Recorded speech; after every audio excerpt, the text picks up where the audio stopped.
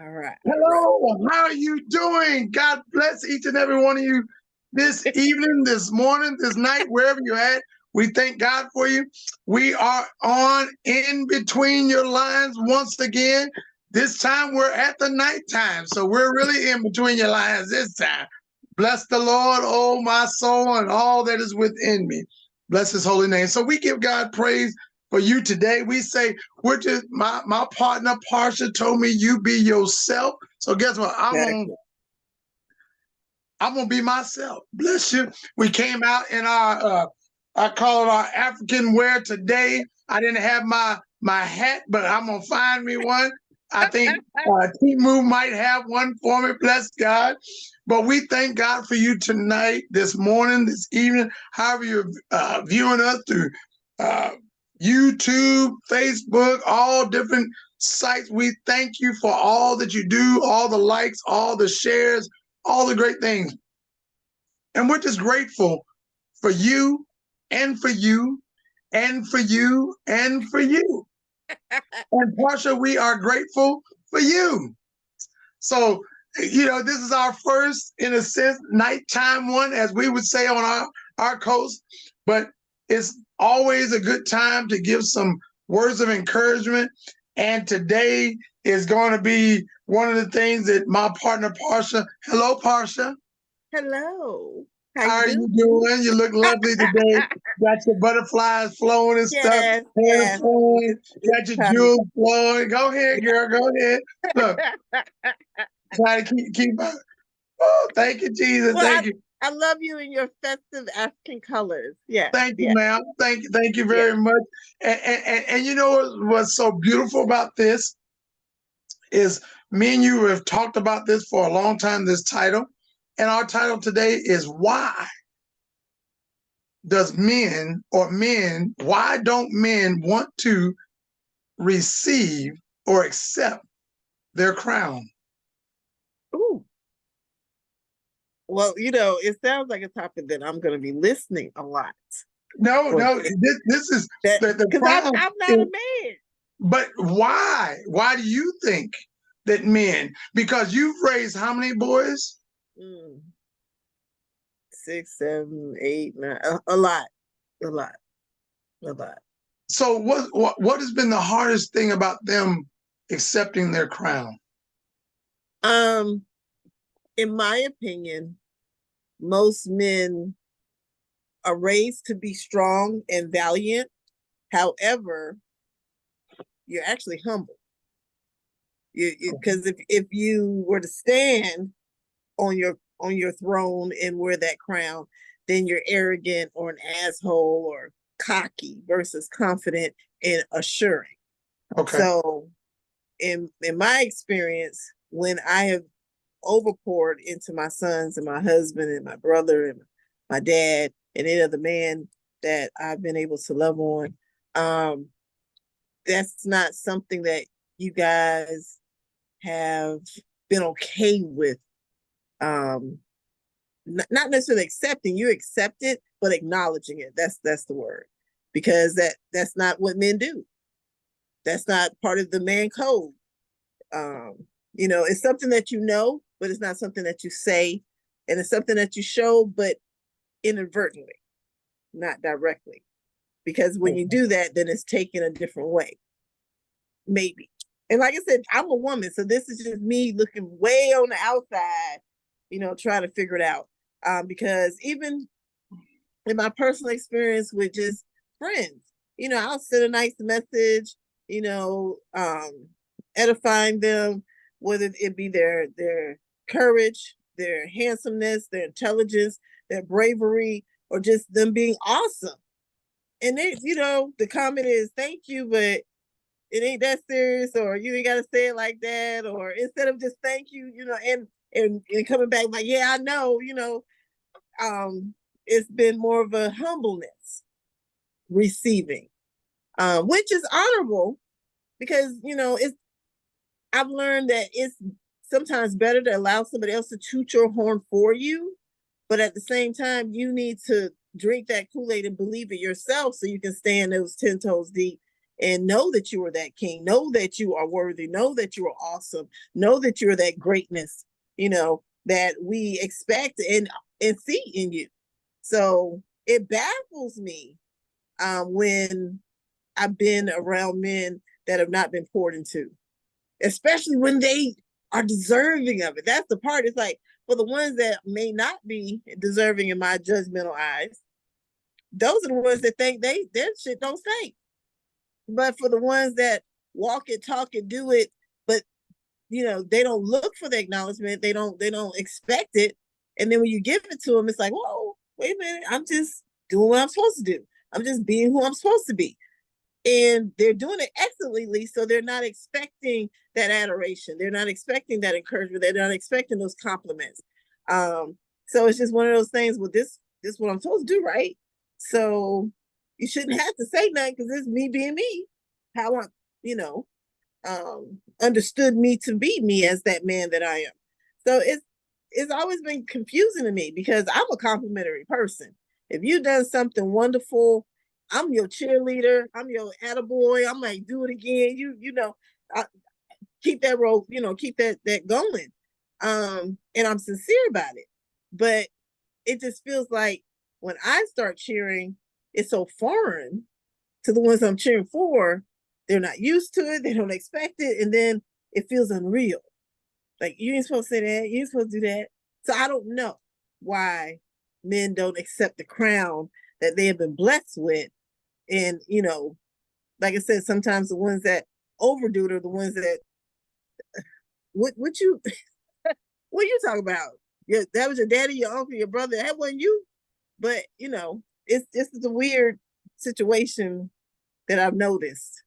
But I'm here to learn. I'm here to hear from the man on why sometimes when you've gotten your accolades, when you've heard people speak life into you on what they see you as and who they see you as and the things that you've done for them in the amazing way of support and guidance and leadership and courage.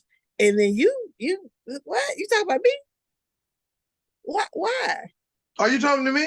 Yes, directly to you. I put you in the hot seat. You go? Is the booty burning a little bit? Yeah, I'm talking about you. It wasn't hot. I was like, yeah. I even had a thing on.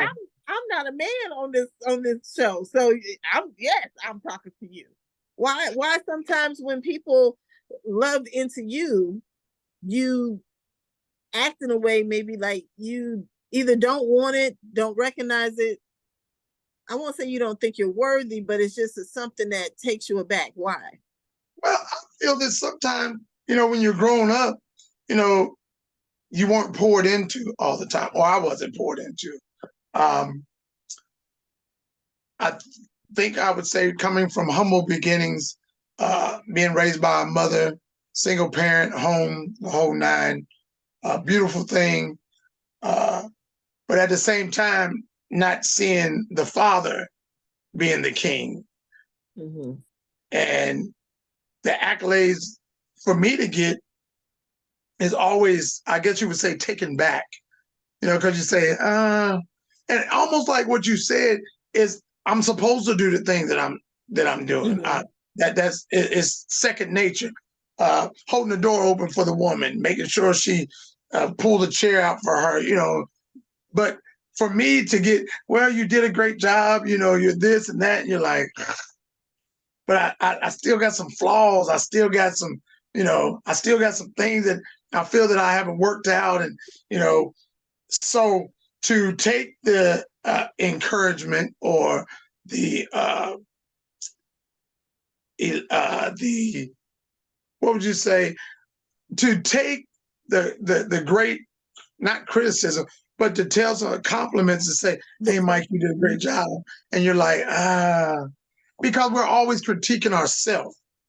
Yeah. And let me say it like that. I'm always critiquing myself because I can always see the flaws or what I didn't say or the way I didn't sing, or if I was singing and I missed a note, or if I'm preaching, I didn't say this right, or if I'm doing this, I didn't say this word right. So I guess my biggest thing is trying to be a perfectionist. And that's where there's sometime with me, I've always wanted to be right. And that's been one of my things. Right, always did it right, didn't mess up, always wanted to be on point. But I knew in my head that I wasn't all the time. So when people gave me the compliment, you was like, or maybe you're just saying that just just to be to nice. Just to be nice. They just yeah, say just that to to be be nice. nice, Oh, just to okay. be nice, and oh well, you did a great job, and that was a great sermon, or you sang a good song, and that you did, thank you for praying for me. Yeah, So why So is it easier to receive a complaint and accept it as yours versus a compliment and accept it as yours? And this is a human question. This is not a that's what man you're or used woman to. question. That's what you're But used why? to. You're used to. But why are we used to that? Why? I think that I'm not going to say society has, but sometimes society has put us or put men, or I guess I can say men, in that category. That you're not this and you're not that, and and we've always discussed that. I don't need a man. I make enough money. I don't need this, and you're I'm like, not one of okay, those women. I'm not one of those women okay. that have ever said that. But yes, And there are Parker is some of not my one of those sisters women. that say that. But my biggest thing has been always, almost like when you see a woman and you want to talk to her, and you don't think you're good enough because you've already dummy down yourself of what you are and what you can do, what you bring to, as we say, bring to the table and stuff like that. You say, well, I don't have this, I don't make this much money, I don't, I can't do this and do that. So we dummy down the things that we can do and not be thankful for the things we can do as a man or as myself. And that was in one relationship that I was almost in. And it was like, well, I don't have the money to be able to do this. Are you laughing at me? He said, almost in, but go ahead, I'm listening. So almost in, and it was just like the whole biggest thing is that, the man knows or sees what that person or that woman needs, and they know in a sense they can't provide all the stuff. And then you're like, well, if I can't provide all of it, then why try to jump into it with, both feet? So, but with me, it's always been because I've always looked at other people being, oh well, he's a little taller. He got a little, his hair a little bit more wavier than mine right now. But a lot of women like to lick those bald heads of y'all. Right, but we don't always. We're always used to hearing, "Oh, look at his waves, look at his muscles, look how tall he is, look at his eyes, look at his car." So as the man is looking, okay, I'm not tall, I'm a little chunky now and lost little bit of height.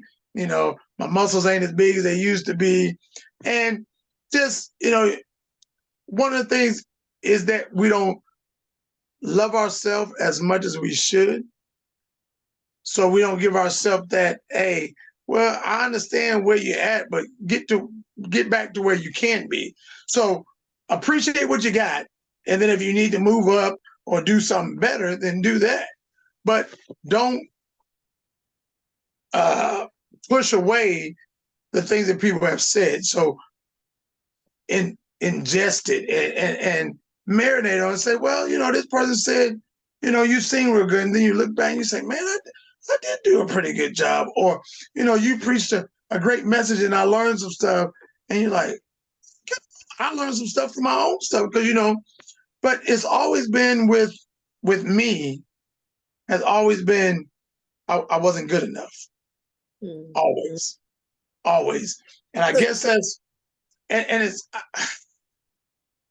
I guess it's weird. In society, nobody cares, but in the church, people treat you completely different. So it's almost like still being on the outside, if that makes sense. So what can a feminine person do in order to assist the masculine in their journey of receiving and accepting their greatness? Oh, okay. Oh, wow. That's a big. I mean, I would because say, this whole beautiful world that we live in, it takes both of us.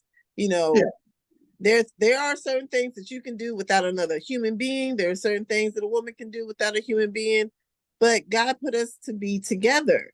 And so when you have the yin and the yang, the feminine and the masculine, working together to continue to create that circle of love so that we can be excellent separately and together. right, Sometimes it does take what a man can say to me to get me to accept it and own it. And sometimes for a man, your homeboy could have said it, your daddy could have said it, your mama could have said it.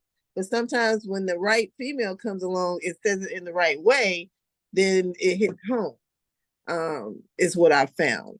And so that's why I asked that question, just not just a blanket, any chick come and whisper in your ear, but is there certain things that, for those that are in relationships or those that just have family and friends that are the opposite sex, what can we do for one another to not necessarily deafen our ears to I won't say the complaints, but to the criticism? Because criticism is a little different from a complaint. Criticism gives you room to acknowledge and grow. Complaints, that could be a personal thing. That just might be something they like, they ain't got nothing to do with you. But constructive criticism can give us a little room to better ourselves. But right, I've seen in men where it's okay, you'll accept what you got to work on, but you won't accept what you're already doing excellently, what you're already doing perfectly as you can do it. I'm learning in my own verbiage that I don't, and I never really said this a lot, but I've said it enough to not want to say it anymore, that I'm not perfect. I'm never going to be perfect because guess what? yeah, I'm right, not God, and right, God is the only perfect whatever. Do I strive to be God? No. He created me to be me. I try to be godly, righteously, yes, yeah, but I'm me. And so my goal is to be the best me that I can be. And in that is my perfection. So if I don't remember certain things, or if I'm talking a little slow, or if I tell a corny joke that nobody else gets except for me and my mama in our heads, that's part of who I am. That criticism, oh, well, you're not funny. Yes, you are. Or you're not beautiful. Yes, you are. Or you're not smart. Yes, you are. But comparing me to somebody else that's not me is not fair. Comparing you to somebody else that's not you is not fair. So a lot of that self reflection can be a negative thing that's not needed. We all need to reflect, yes, but to tear ourselves down or to compare ourselves to something that we shouldn't be comparing ourselves to in the first place, because that's not who we are. That's not who we're ever going to be.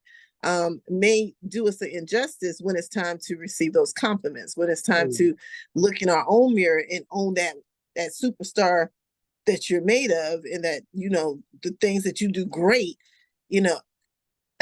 I think sometimes for me, in the present and past, when I'm in my own head and doing some of the things that you shared, and not owning my shit, that I am, a beautiful, loving creature of God.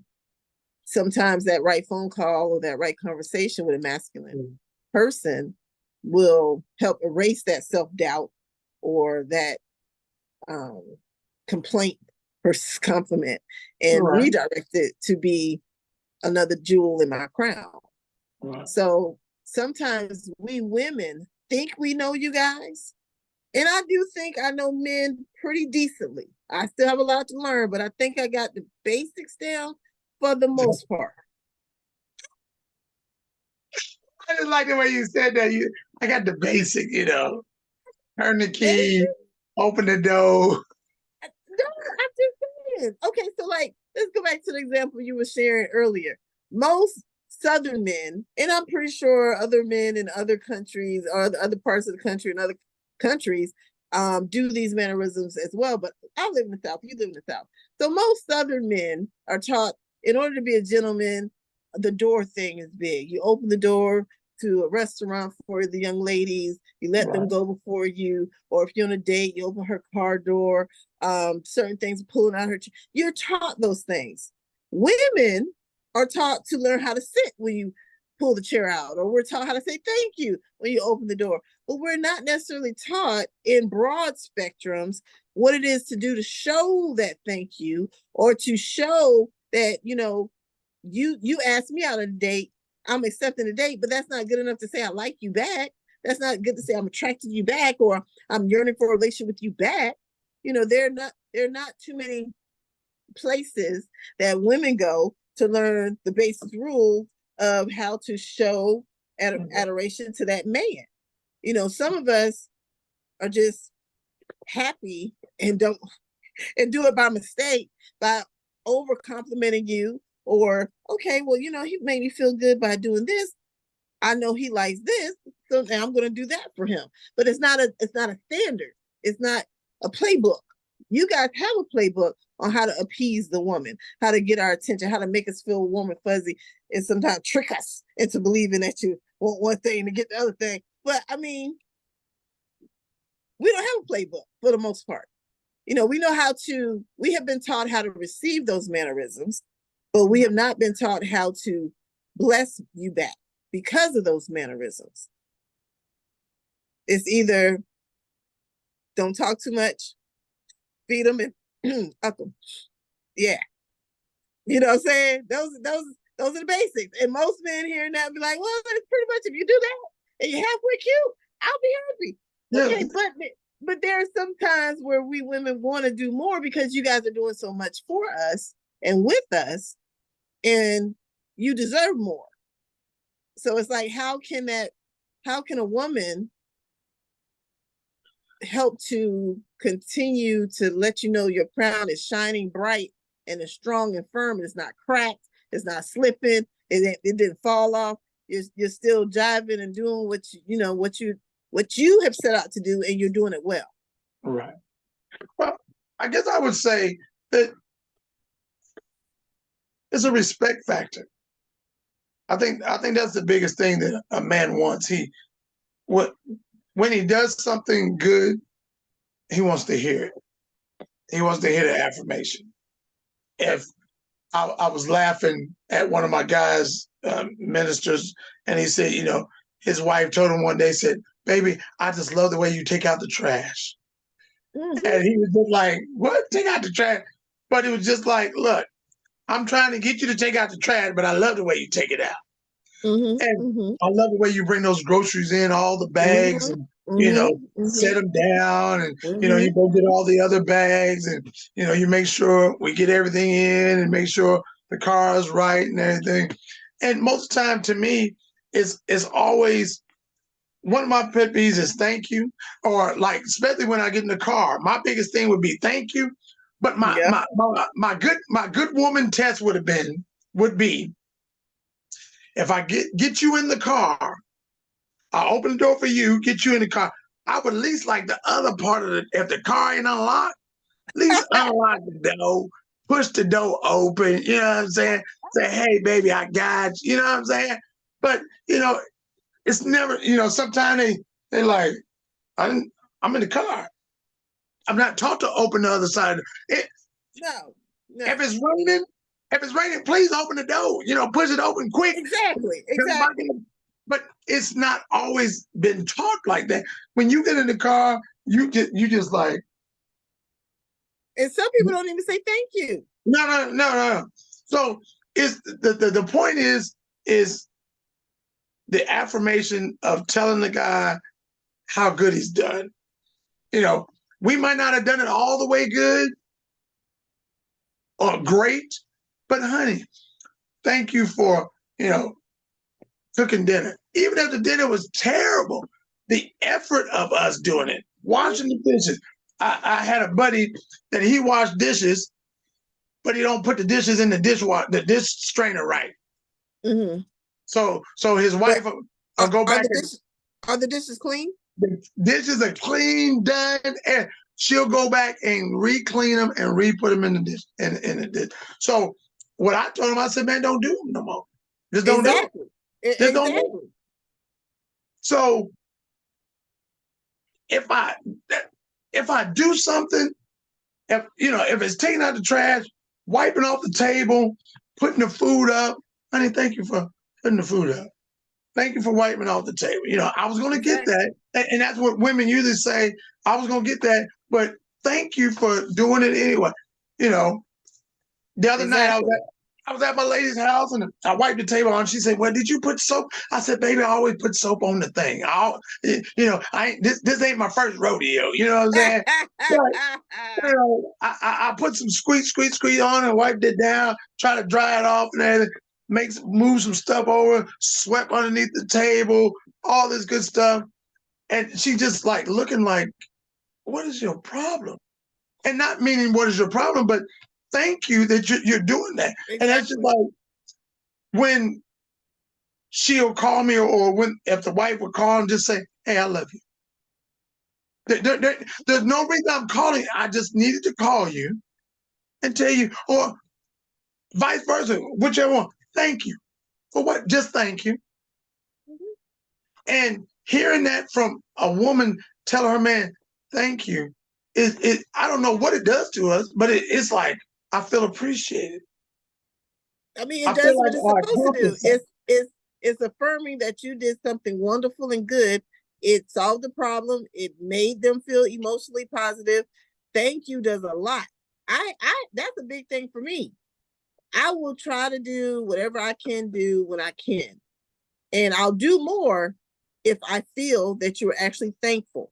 Yeah. But when I don't get that thankful, right, the effort gets dried up real quick. Right. Real quick. Because I don't have to do it. I want to do it. Right. I didn't mind doing it, but you needed this done or you wanted it done. So, it's an even thing at this point. So it's okay to show and say thank you. It's okay to show and say thank you. Yes. Yeah, I hear you. I hear you. I hear you. I hear you. I hear you. It's okay because the word thank you sounds wonderful. Yes. But I think if we go one more step and show thank you. Yes.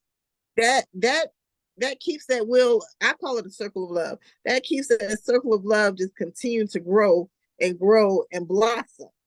Where if there were any complaints, then those are lessened. If there were any critiques, those are lessened because now you're outweighing the good with the bad. Now you're outweighing the positive. The negative is almost not there because yesterday he didn't have to do this, but he did that, and then okay, well I showed him thank you, and I happy did this, and well shoot, how can I thank him again? It you know what I'm saying? That's a wonderful tennis match to be playing, or vice versa. Right. Well, goodness, right. We had discussions. She wanted to go on this trip with her sister. All I said was, all right, baby, whatever you need me to make it happen, I'm gonna miss you, but sure you can go. And because of that, she done prep the 4 or 5 days that she's gonna go. The food is home cooked and freezer and labeled. The clothes are washed and folded and everything that what she would have did during those 4 days that she normally would have been part of the routine is already taken care of in her absence, where he doesn't have to worry about anything.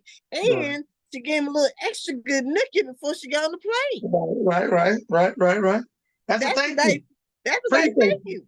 Hallelujah. And all he did was say, well, sure, I don't mind you going on the trip, baby. Have fun.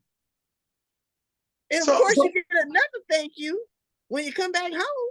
Oh, Lord. You did have a great trip with your sister, and you come back home and then there's, to me, if I'm saying thank you more, I don't have room for complaints. I don't have room for the other, because it's like, oh my goodness, he just makes me feel so good and just treats me so well, and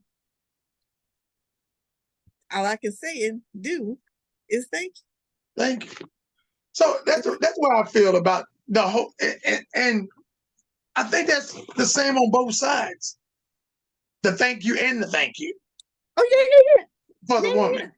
Because if you do the thank you and then you do the thank you, she's like, Thank you, thank you, thank you, thank you, thank you, Now, thank look, you. we love thank yous where we don't have to micromanage.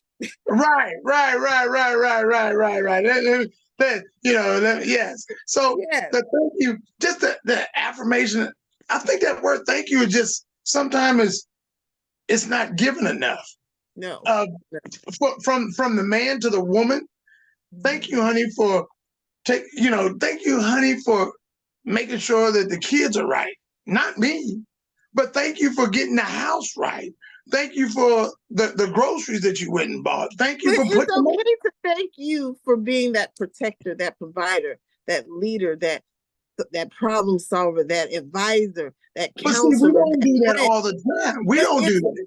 but it's okay. Right, right, right. But we don't always say that to y'all.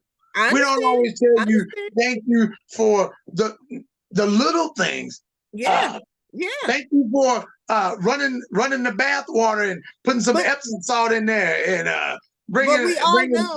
we all know at our age that it's those little things that actually matter. It's those Yes, little things that we'll remember in our 70s and 80s and 90s when we're fully retired and truly on vacation 7 days out the week. It's right, those little things that when you're at work and you're having a bad day, you'll remember that foot massage.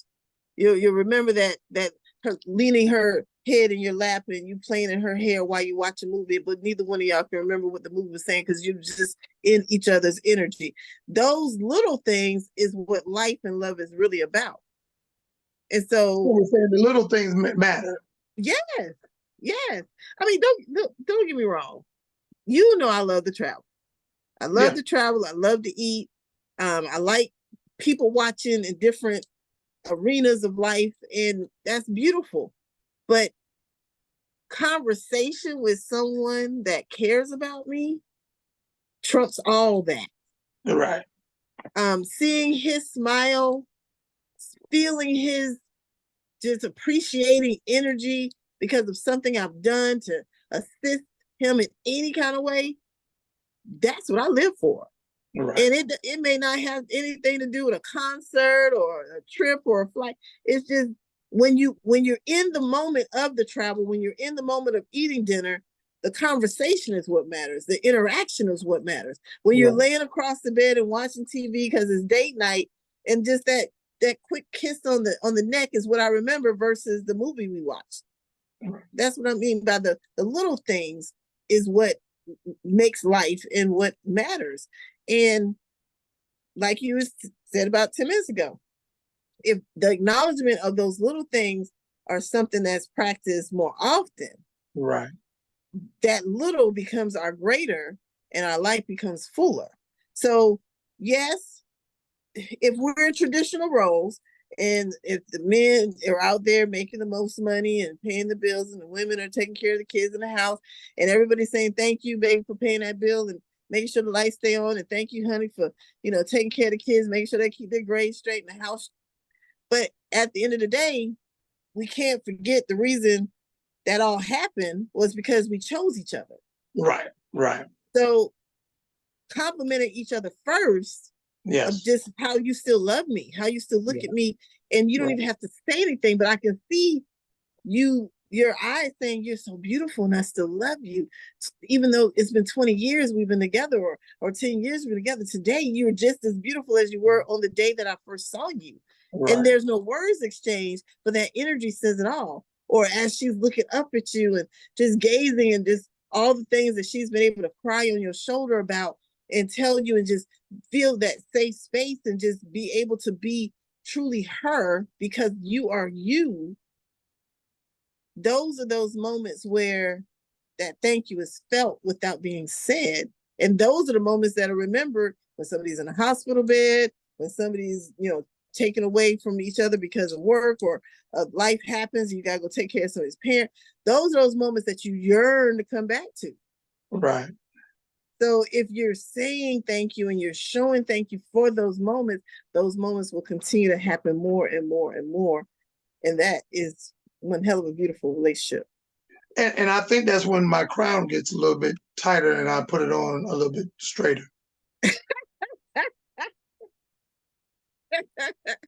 Because why wear a crown if you don't feel like you are the king. So And that's the part that bothers me. Well, That's the part. And I'm like, bro, how you don't know? Especially if I know a person and I'm on the phone with you and I'm just speaking all this love and light to you, and I'm like, I'm not feeling the energy. Like, wait, what's wrong? Man, you just saying that because you. I'm not saying a lot of you. Totally wasted. But I see that in you. I feel that in you. I know that in you. But then it breaks my heart when the person on the other end doesn't see that, doesn't accept that, doesn't believe that. Thinks I'm just full of shit. You know I'm not. Let me remind you, this is what you did, this is how you did it, this is when you did it, this is why you did it, blah, blah, blah, blah. And I can go down the list and be like, so is this enough receipts, as they say? Right. I'm not just blowing smoke. Right. I'm telling you your truth.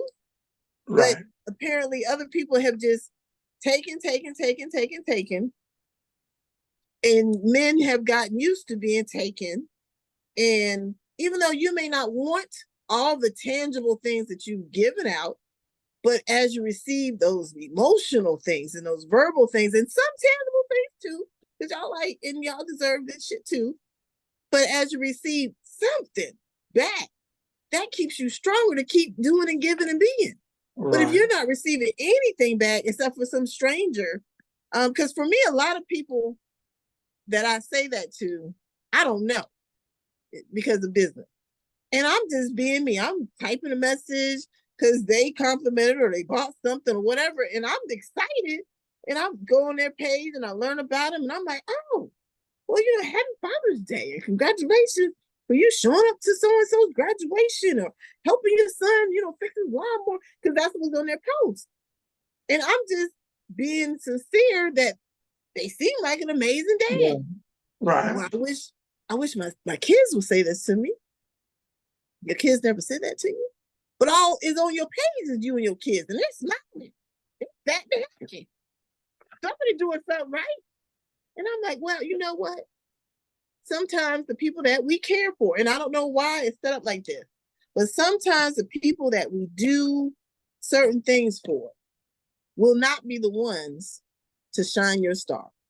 Right. That is sad and it hurts because they should be the ones polishing it, making sure sparkle is always glowing. But then it'll take a stranger. It'll take a third person removed to come and give you that adoration that you deserve, come and give you that encouragement that you deserve. And when you think about it, you know that stranger is correct. It's just sad that sometimes some people are so close that they're still so far away. They don't want to give you that love that you need, that love that you deserve. And they don't realize that you need it. You're a human being. Men are human. Men are emotional creatures just like women. We just show our emotion different at times. But you have feelings. You are not a zombie walking around here with no feeling. So when you walk by that girl in the grocery store and you got your cologne on from 7 o'clock, but it's still strong in her ear at 3 o'clock, she's like, oh, excuse me, brother, what did you got on? And you tell her whatever that is. You smelling and looking good today. But your wife, your girlfriend should be saying that to you almost every day. Right. When you come, I saw a post where this young lady, every time her husband was about to pull up, or boyfriend or whatever, was about to pull up, she's standing outside and she's ready. She's waiting for it. She's anticipating. Jumping up with joy like a little kid on Christmas Day.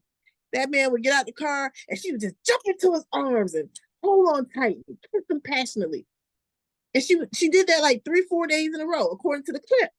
And I'm sitting there in tears because I thought that was the most awesome clip I had seen in somebody expressing love. And in the comments, it don't take all that. She got to do all that. That ain't real. What you doing all that for? Why wouldn't you do that to your protector, your provider, your friend, the person you can rely on, the person that you can confide into? Why wouldn't you do that? Who can you feel that way about? I don't want to be living in this world And I don't feel that way about anybody, or I Yeah. feel that way about my girlfriend, or I feel that way about my kids, but not my man, not my husband. There's an imbalance on that. Now, don't get me wrong. Some people are not touchy-feely, and it may not take all of that for them. But honestly, inside, that's how you should be feeling. Honestly, inside, at least 3 or 4 times a week, that's what you should be expressing to one another. If you're not, what's the point of being together? Right. I mean, if it's a business deal, okay, that's different. But if it's love and a business deal, or just love and a spiritual connection, at some point in time, you need, because everything can't be a thank you in the bedroom. Right. I mean, that all should lead eventually to the bedroom, maybe one day soon. But why not get that when you're coming home? Why not get that before you leave? That makes you going to work. That makes you taking care of the kids. That makes you doing all the mundane duties that keeps us away from the life that we want to live worth doing. Right. That, to me, that makes sense. To me, Yeah, that makes sense. it does.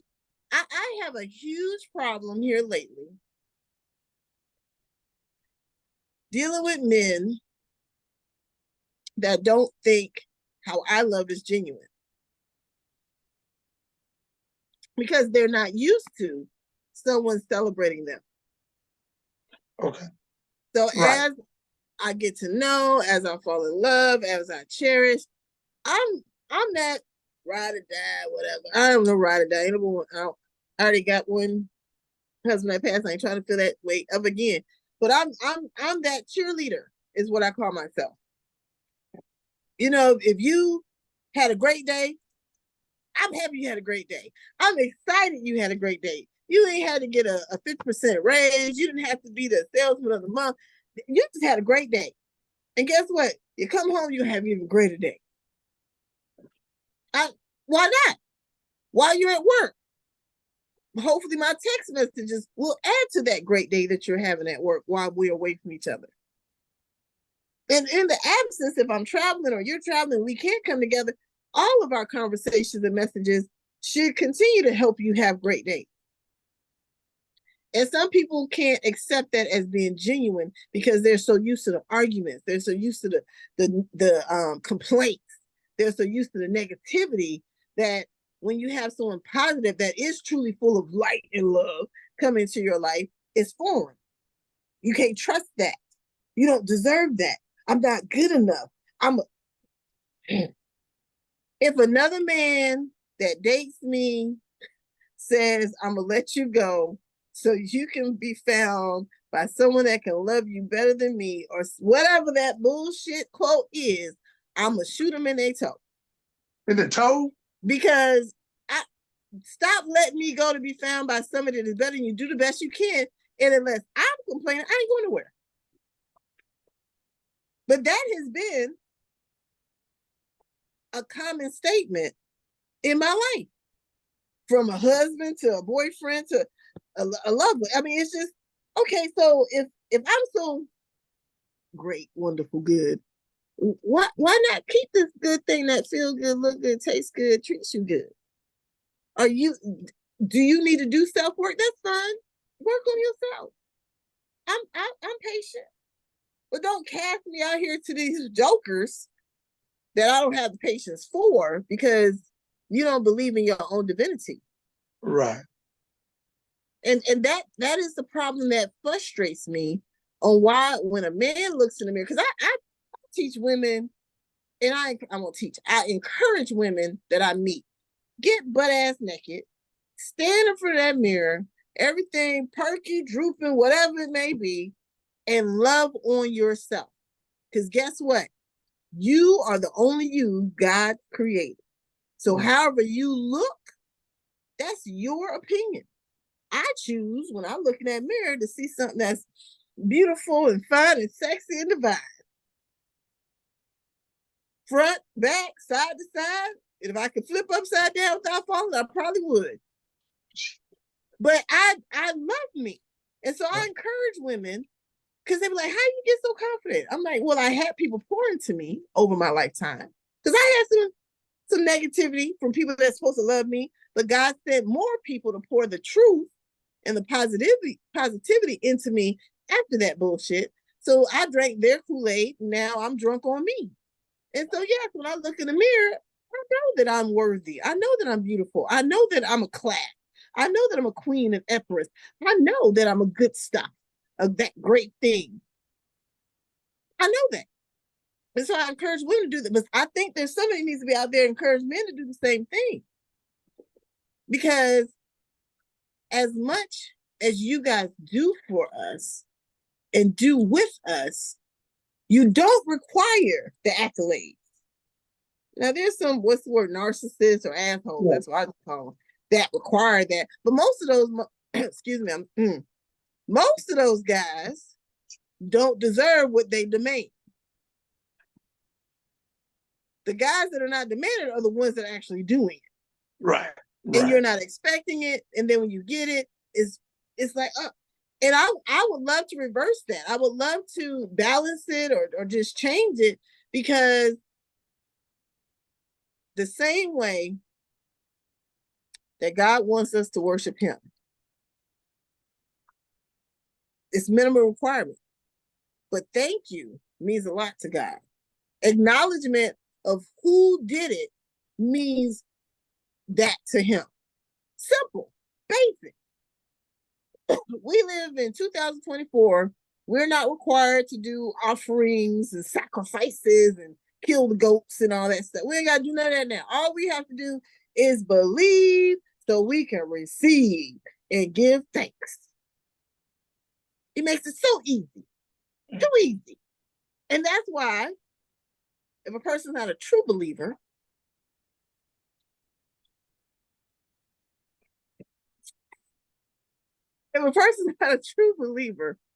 or just strong in your faith, that's why sometimes when your soulmate, your twin flame, your love of your life comes your way, your answer to your prayers, your description of what you have written on your journal, put on your vision board, talk to God about, when it shows up at your door, you can't receive her.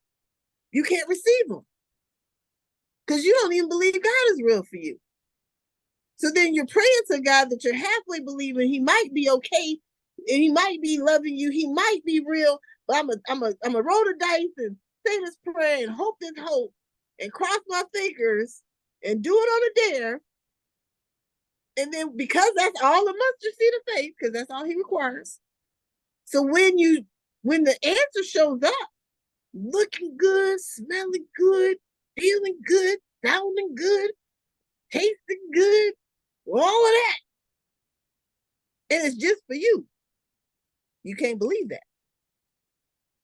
Because the last relationship we had for 12 years, you had to fight all 12 of those years for the little bit that you got, for all the damage that you received. But that's real life. That's the truth. That 12 years of damage, not this repair person that wants to feed into you, that wants to help you grow, that wants to help you heal, that wants to love you. That can't trust that. That ain't real. That ain't from God. But we need to actually really do work on our relationship with God so that we can have the relationships that we want with people. Right. So as the men in our tribes, I just encourage you guys, first love on yourself. Right. Definitely. Look in that mirror from head to toe. Don't point out your flaws, because they're not your flaws. Whatever could be a flaw is what makes you uniquely you. I am 5'2". I'm a very curvaceous person. I'm dark skinned. I got locks.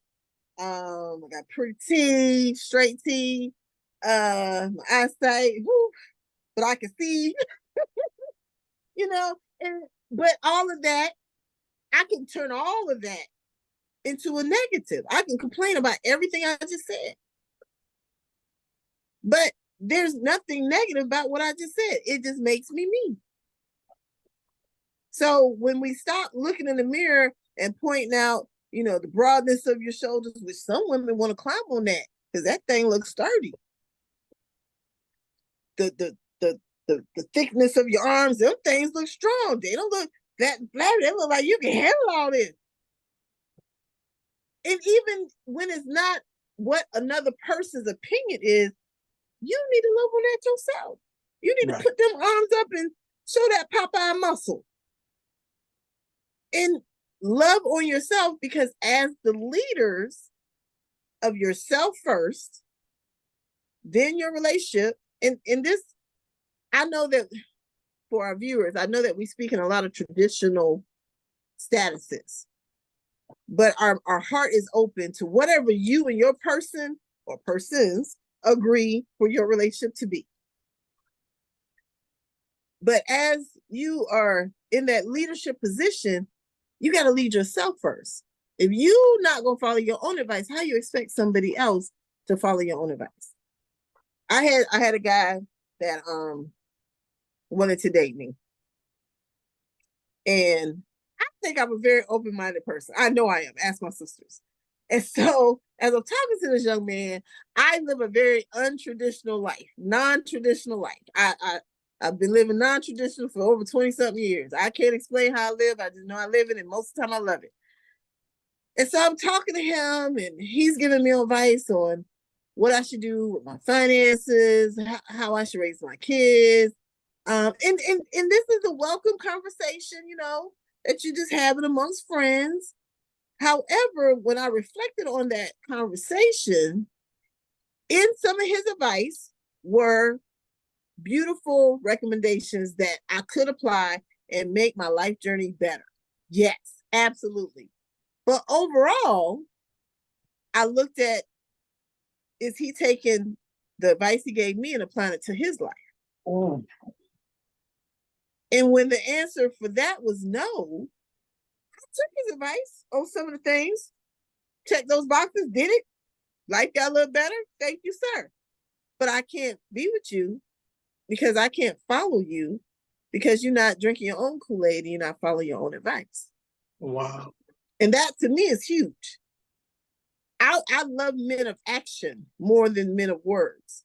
I'm a wordsmith. I can write a book and all that stuff, but I purpose to live my advice. I purpose to follow my own lead.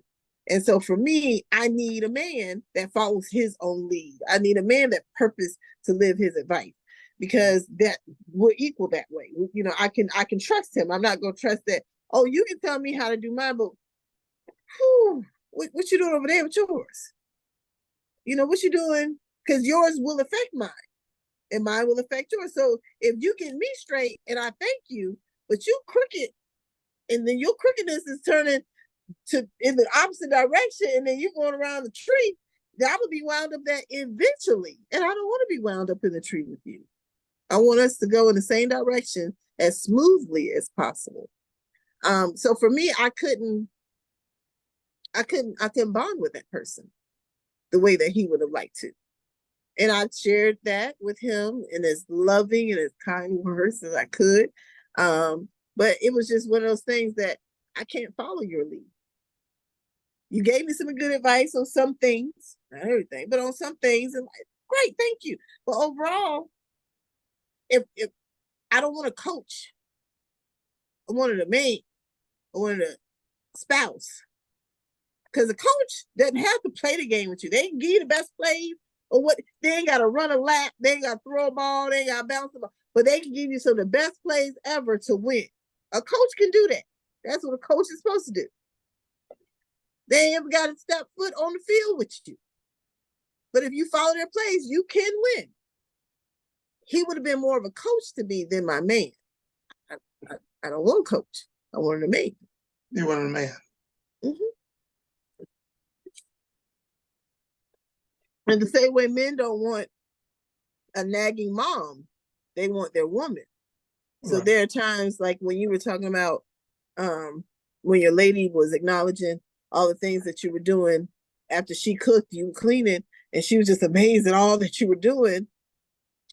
Some women, like you said with your friend, because he didn't wash the dishes and put them in the dish drain in the order that she wanted to put in, that wasn't good enough for her. So she went back and redid his job. Now you can't get mad when he ain't never gonna wash the dishes again, because you're micromanaging that great man that cleaned the dishes. That's the object of doing dishes. You want them to be clean with no debris, healthy, so you can reuse again. So what if he stacked them up in crisscross or tic-tac-toe? Who cares? If you can't be allowed to do the things that need to be done uniquely in your way, as long as the end objective is achieved, the details should not matter. But a lot of women, because that's our kitchen, or that's our house, or this is how we do it, or this is how I fold the towels. Now we don't want you to do it. Let me tell you something. I don't care about how the towels look on the shelf. Long as they are dry and they smell good. I like games. Smell good. They could be rolled. They could be folded. If I had a roll, folded, it. Guess what? Because most time they're in the cabinet when you close the door, you'll have to see that mess. But even if those were the pretty ones that are out hanging, okay, I'm not going to go back and unfold every one of the towels that he touched. That's just how the bathroom going to be decorated that day. I got other stuff to do. I mean, I tell my sons, pick the battles that are worth fighting. Right. The dishes are not worth fighting over. Folding the towels a certain way are not worth fighting over. Those are not those important elements that's worth fighting. Like, oh, okay, well, you can tell when he did the dishes because that's how he designed the dish rack. Okay, cool. You can tell when he folded clothes because that's the crisscross design that he put them on the shelf. Okay, cool. Thank you, baby. And go do something else. And guess what? If the dish is clean and the towels are folded, you got time to spend with each other. Oh, what? Is your house being photographed to be put in Better Homes and Gardens? Yeah. Is some inspector coming through and judging you on how the dish is being put in the dish drain? Yeah. Why is it that serious? It is. It's serious. Why? It is. Because I didn't do it. You didn't do it right. But in a partnership, in a relationship, you don't want to do everything. If you want to do everything, then go be single. Right. So but you didn't do it right. Oh, what's the right way? The right way is the dishes. Yeah. Your way? Okay. Yeah. Well, I'm learning in my young years here.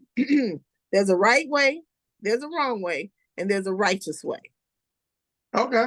In the dish example, as long as those dishes are sanitary, righteousness has been achieved.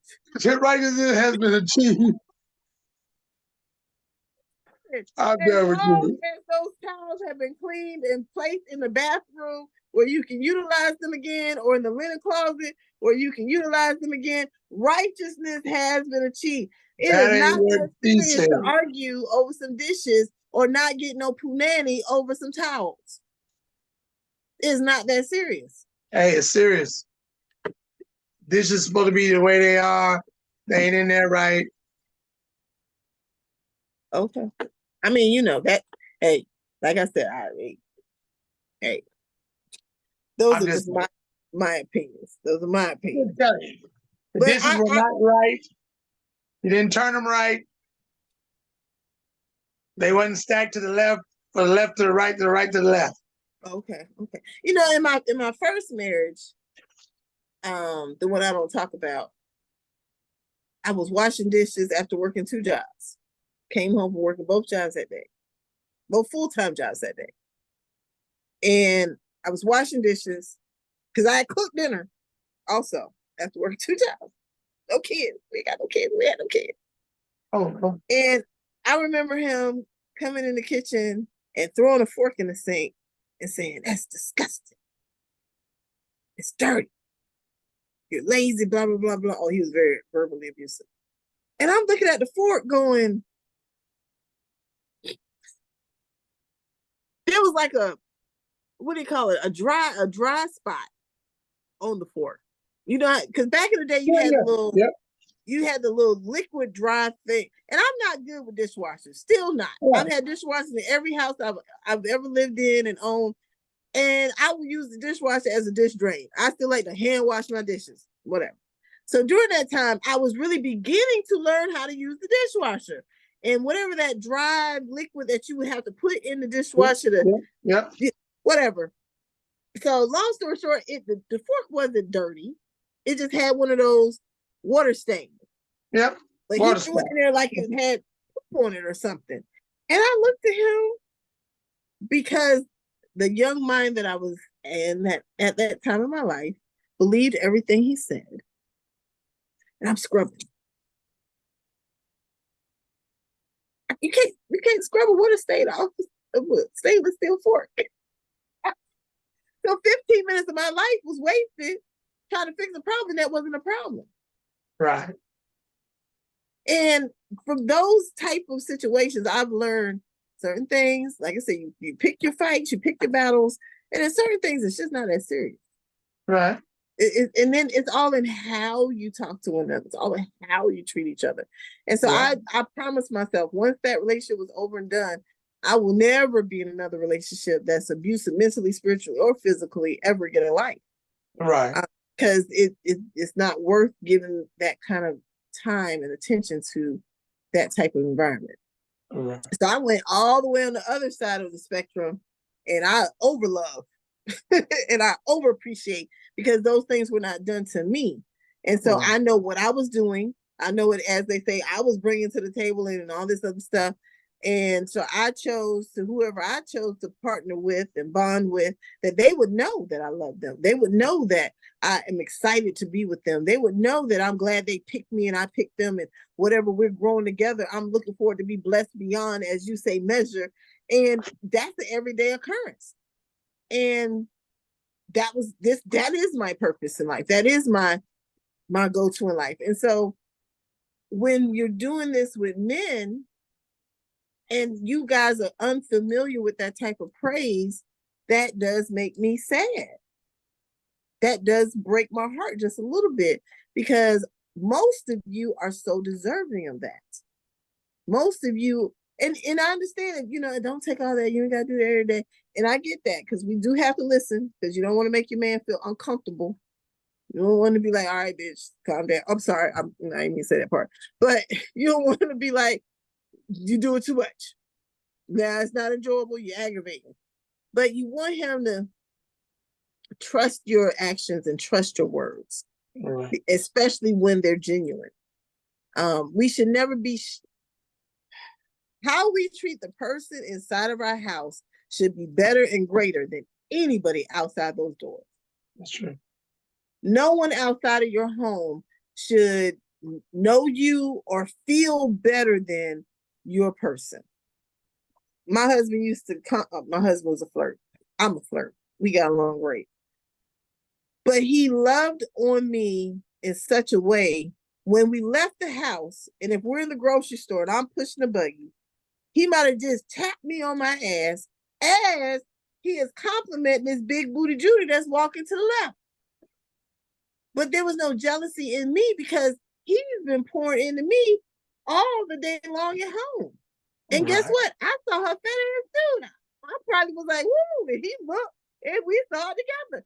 But it was because we were pouring into each other so much that if I complimented somebody's haircut, or if he complimented somebody's dress, it wasn't in a derogatory way to our relationship or our person. It wasn't in a, well, shoot, I wish you would say that about me, or I wish you would give me. No, that was a staple. That was a standard. So if he blessed someone else to put a smile on her face, I would, man, while they helping us smile too. So I love this. That was beautiful, because that's not what happens all the time, that we don't pour into each other before we go out into the public. Yeah. And if that man is pouring into that wife and that woman is pouring into that husband, if she compliments a man, man, look at this. You see, if you didn't already told me my muscles look good, you already told me my hair look good, you already told me how pretty my smile is, I ain't got no jaws with the dude out there because I already got confident. And I think, okay, I think that's the biggest thing is the man having his confidence in his woman loving him. So if there's no confidence from the woman that she loves him the way he is and she cares the way he is, and boy, I know you got a little bit more on the front, but that helps me with where everything else is going. The muscles is working the way, and so I think that's the key is the pouring into each other at home first. Yeah.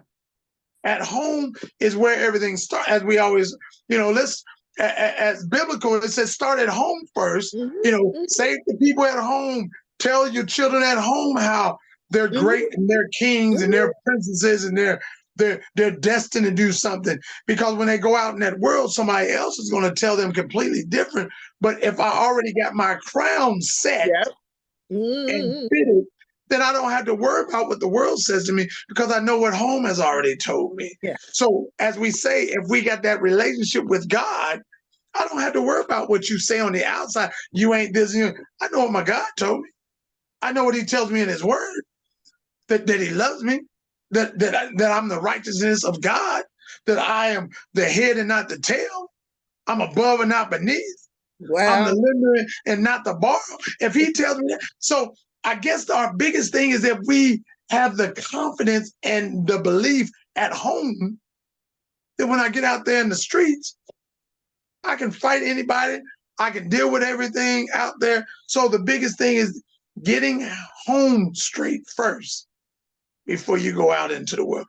And I think that's the same thing with the woman.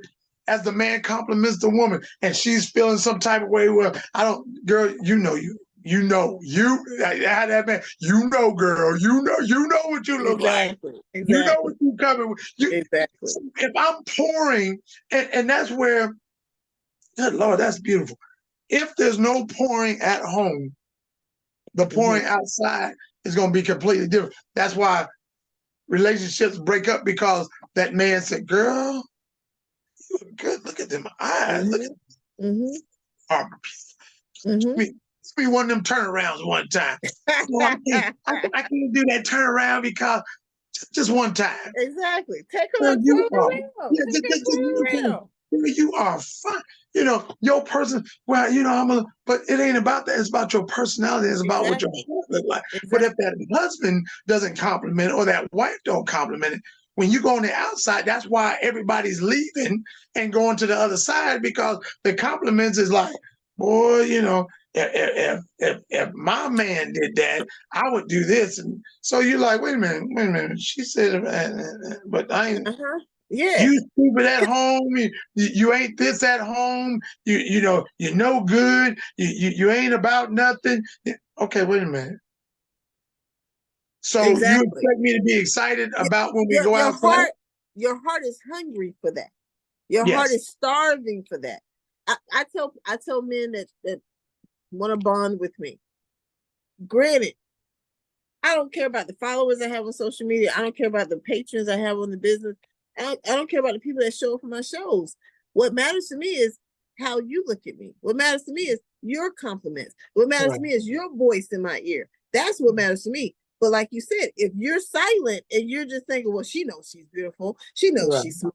She knows she's special. Yeah, I do know those things. But guess what? If you're with me, I need to hear that from you because you're going to hear that from me.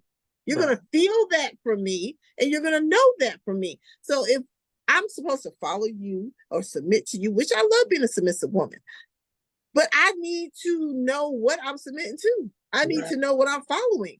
I need to know. And if you're just silent in your actions and your words, yes, the noise from the world or the noise from outside the house, I'm going to hear because you're thinking I know everything and I might know, but justification through sound and through touch is much better than just knowing. Right. We have to put our knowledge to action. We have to put our osmosis. And so when you're not getting that, your heart is hungry, and you don't purposely want the attention from another man, or a man doesn't purposely want the attention from another woman. But when you know that you are handling your business, when you know you are doing more than what's required, and you're doing it excellently, no complaint should be given. And someone else sees one of your 20 actions. Right. And they say, well, if I had a man that did that, what? And that you hear like it's a megaphone, because you're not hearing any thank yous at home. Right. Oh, if I had a woman to do that, girl, that thing is vibrating through your whole body, because your man ain't saying or showing no appreciation for what you're doing. Right. And that's the imbalance. We should never get to a point in any relations, whether we're together for 20 days or 20 years, where we are not celebrating one another. Life should be one huge party of just enjoyment and peace and love. And when that quiets to the point where, but they should know by now. Yeah, you're right. Guess what? But today is a new day. You woke up. Guess what? Let's thank God. Then let's thank each other. Right. Let's love God. Then let's love each other. Right. Let's please God. Then let's please each other. I'm just saying, if we're doing everything that we're supposed to be doing in our relationship with God, and if we take that and mirror that to ourselves, right, and then mirror that to our partner, how can life go wrong? Right. How can love go wrong? Now, I can't get into details of how you're supposed to love each other. That's the conversation you have with your partner. That's the conversation you have with God. Right. About your partner or about your comfortability. But if the want to do it is there, some actions will follow, and that will keep the home happier. Because I'm tell you right now, if any man is with me and I truly love him, like him, claim him, and he's with me, and he should not be able to say somebody else is out there edifying him better and louder than me. Wow. I want to meet her. Because I want to meet her, one, to see if it's true. And if it's true, let me learn from her.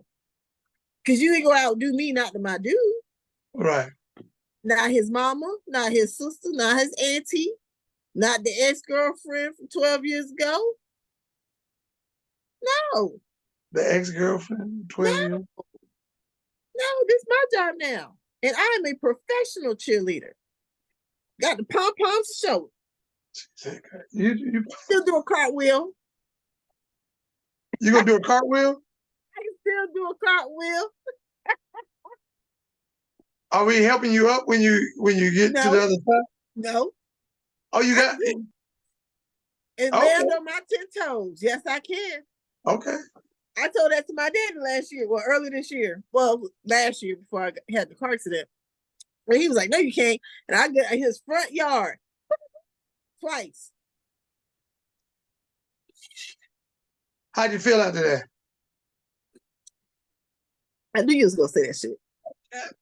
I knew you was gonna say that shit. That's the question, man. The cartwheel. That's all that mattered. Okay, but ain't there another question? There's another question on that side. What's the other question? Did you go sit down? Eventually, hell yeah.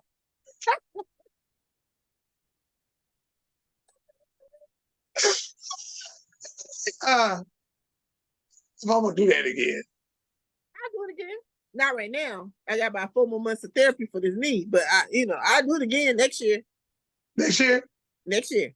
Okay. But there are other ways I can cheer him on. There's other ways I can cheer him on, but I just wanted you to know within the last 365 days, I've done cartwheels. Okay. I'm working on my splits. Come back. Yes, sir. But I'm just saying, no one should out celebrate your love for your person. Right. No one. I mean, I might not be able to do splits. Some other chick might be able to do splits and bounce it up and down. But as he's looking at her, he's thinking about me. Right. So, I mean. So the pouring in is the key to me. Yes. I got another thing on you too. Our first conversation in our You got an update to the update. It ain't got no better. You know, we gonna have to have them on our show when we do it in Louisville. We're gonna have to invite at least one of them to the show. Let me hear the update to the update. Lord Jesus. So the update. I'm running out of juice. I know it.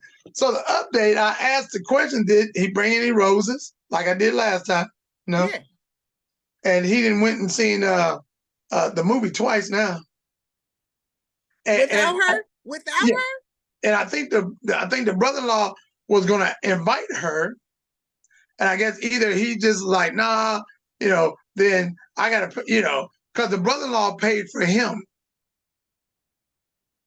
Oh, so the brother-in-law took him on a date. Yeah, so he took the brother-in-law, the brother, whoever took him. And I'm like, well, that means that he could have paid for her because he didn't have to pay for himself. You know what? This example is one of those that I need her on this call because I need to ask Sister Girl a list of questions. So after she gave you the update that the homeboys went out to the movies twice without her. Yeah. He still hasn't apologized. He still hasn't said it verbally or any no. He said happy anniversary, remember? Yeah, I remember that bullshit. So what at this point is she expecting to happen? No. She's moved on now. She said I'm through with that, and her girlfriend was in there and said he still didn't get you nothing. They was like, no. She said, I'm good. Has she demanded anything? Has she had the conversation and spoke up for herself? She's moving on. Did you hear me? But as she moves on, the same level of disrespect that she's feeling is going to continue. You know what that means, right? The train has left the station. So that means she cool with it. She happy with her life. Okay. So I don't ask no more. So yesterday was Monday, but it was Monday. So I asked the question. Yeah. And they was like, well, he went and then said something about the brother-in-law or whatever, wanted to ask her, and he's like, well, we was already gone, blah, blah, blah. What? So Stop. So she's getting all this information from her husband. Yeah. So somebody wanted her to go too, but he didn't ask her to go. Wait. I heard you 3 times. I heard you. I heard those details 3 times. What I am having a problem with, but she is getting this information from her husband, not the brother-in-law. The brother-in-law didn't call her and say, hey, sis, me and your husband went out and I offered, and he said, no, don't worry about it. Her husband is saying, oh yeah, we went and watched 2 movies without you. Yeah, he offered, he suggested that if you wanted to come, you could, but I told him it wasn't important. You didn't need to come. Her husband is saying this to her. Yes. And she is saying what back to him as she is hearing this? I'm sorry, I can't hear you. Yep. What she said? That's what I said. What? No, what did she say? I can't hear you. That's what I said. Let me turn this mic up. No, I need what? There is absolutely no way that I could be in that scenario. Right. From beginning to now, I could not be in that scenario. So she's like, well, it's done, it's over with, blah, blah, blah. But it's not over with. It's not over with, because what's going to happen is The next time she needs him or wants him to do something with and for her, it doesn't even have to be a holiday thing. It could just be date night. It could just be a Friday night date night, just because they have not spent one-on-one time together. So the next time she brings up, hey, we haven't had a date night in over a month. I was thinking about womp to womp. Will you be able to do womp to womp? And he'll say, oh, I'll think about it. And until she pulls her panties up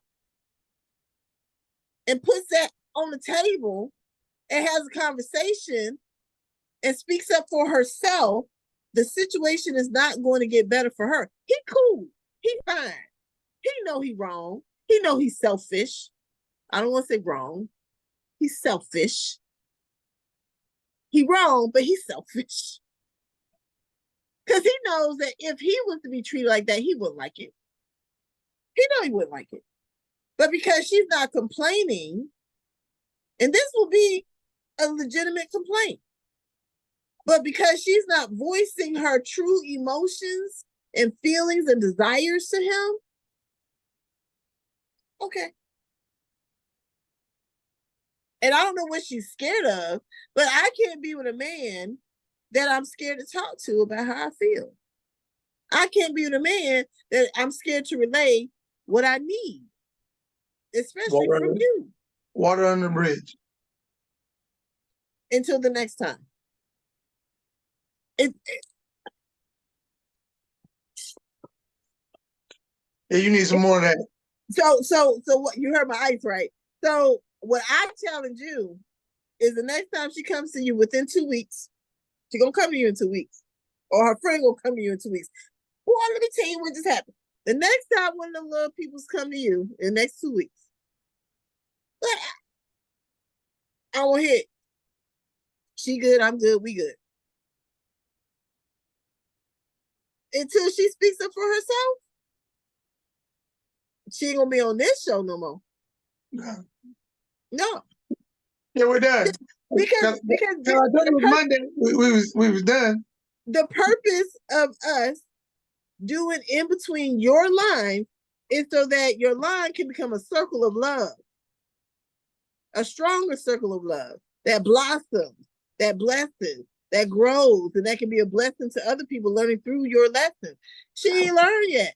Well, she said the karma was that the baby had got sick, and he's a germophobic, and things kind of got on him, and he couldn't drive with one hand, the other hand, and oh God, she said that was the karma on him not doing what he was supposed to do. So I was like, okay. So I just left it at that. You know what? There is somebody for everybody. And Yes, that's all I have to say about that. I don't want to be in a relationship with a passive personality. I don't want a necessarily aggressive personality, but I don't want a passive personality. Because I can't read your mind, nor am I going to try. And if you want to pull up with my shenanigans and my bullshit, then that's on you. But don't get mad at me when you're not speaking up for you. Right. True. Don't. Yeah. So the karma with the baby being sick and he's a germaphobe, and that made him uncomfortable for 30 minutes in the car. That's not justifiable to the bullshit you've been going through for the last 4-5 days. But to each his own. To each his own. To each his own. Like I said, after this episode, unless she has made some changes, we ain't talking about her ass anymore. And I hope you tell her to go to whatever number episode this is. I love you, boo. I want the best for you. If you need some direct advice or counsel, talk to us. But you got to take it. Don't talk to us and listen, and you ain't gonna do it. But you are welcome to talk to us. I would love to hear all sides of the story. But yeah, this is the last time you're gonna be on the episode without taking action to protect you and to promote you. And as we say, that's a wrap. So we love you. We say thank God for you.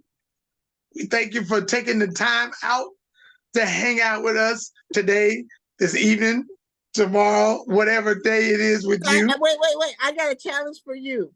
Oh. Do you have a full left mirror in your house? Yeah. Okay. All right. So how often do you stand in front of that mirror, butt ass naked, dangling down how you do? I do it all the time. Okay. I'm with you. I challenge all the brethren, all the masculine that are watching this video. Yes. If you do not have a full length mirror, whatever mirror you got, if you got to move it from head to mid to that, whatever you got to do, look at the mirror. You got to be naked. You cannot have on your boxes. You can't have no t-shirt, no socks. No socks. Show them toes. Even if they finger toes, show them toes. And just look at you. And if you can turn to the side, turn to the side. If you got two mirrors, you can look at one mirror, look to the back side. Look at you. And then love you. Thank God for you. Thank God for those shoulders. Thank God for those arms. Thank God for those hips. Thank God for them legs. Thank God for your wisdom. Thank God for your handsomeness. Thank God for your just all of you. Do that every day for the next 5 days. And then come back to this video and tell us how you feel about yourself. All right. Hopefully, by day 3, you'll be dancing to yourself in that mirror. You might not dance like me. I'm feminine, but you I don't know what y'all guys do, but hey, you be dancing to yourself. But it's okay to fall in love with yourself. Right. Because if you're not in love with you, how can I love you? And how can you love somebody else? Exactly.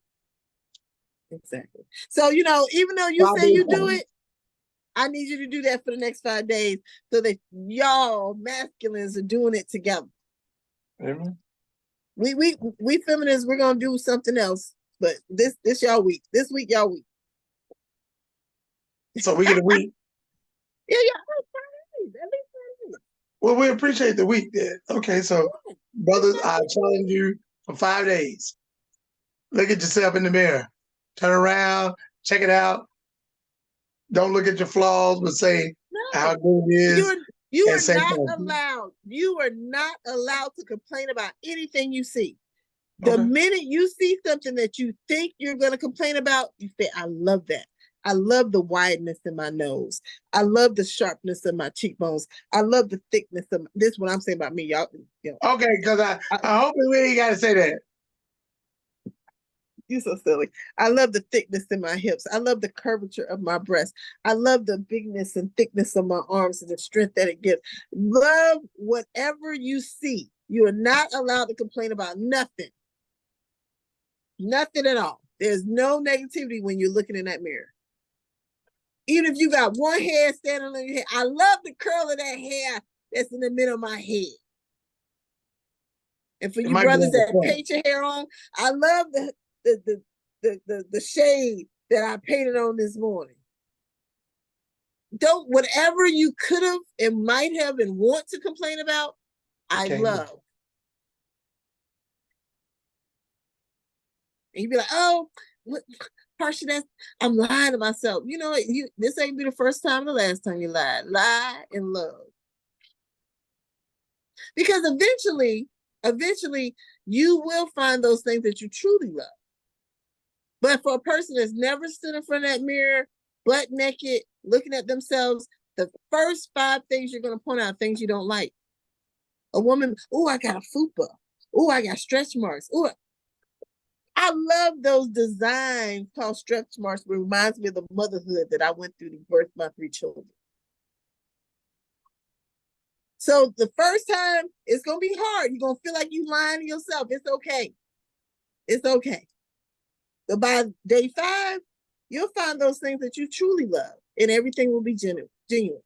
But just start it. I'm looking forward to looking back at the comments and seeing if anybody comes back and says they did it, let alone how they felt about doing it. Right. But only love is allowed. No complaints, only compliments. Oh, okay. I'm hush. I am partial. Yes, I am. So we love you. We thank you once again for tuning in. Share, like, much hugs. Give you some of these big guns. We love you for who you are and what you bring to the table. And that's a lot. So we thank you for all that you do. And like we always say, you are needed, you are important, and you are valuable to us, to yourself, and to your tribe, as we always say, and to the people around you. Remember, you are valuable, you are needed, and you are important. No matter what you think, but you are important. So we love you today. We're going to love on you and say thank God for you.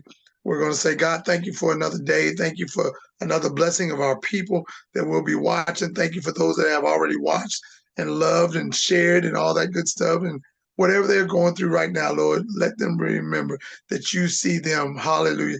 That we could see ourselves through your eyes, God, we would see something completely different. So God, give us those dove eyes that we might see as you see the perfectness that you have brought to us and how you have made us, that we are perfect in every way.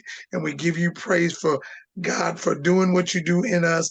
Bless those that are out there that are still going through depression, situations, circumstances, but they've learned to depend on you, God, and realize that you got everything they need. So we love you. We love y'all today. Thank you for coming on.